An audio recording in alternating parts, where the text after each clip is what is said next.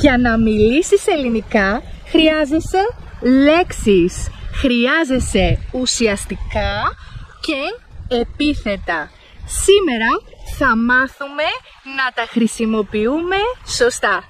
Ένας μαύρος αχινός. Αυτό είναι ένα λουλούδι. Το λουλούδι είναι κίτρινο. Το λουλούδι είναι κίτρινο. Ένα λουλούδι, το λουλούδι. Ουδέτερο ουσιαστικό. Το λουλούδι είναι κίτρινο. Αυτή είναι η θάλασσα.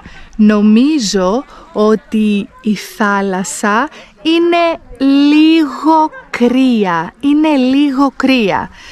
Αγαπώ πάρα πολύ τη θάλασσα. Αγαπώ πάρα πολύ.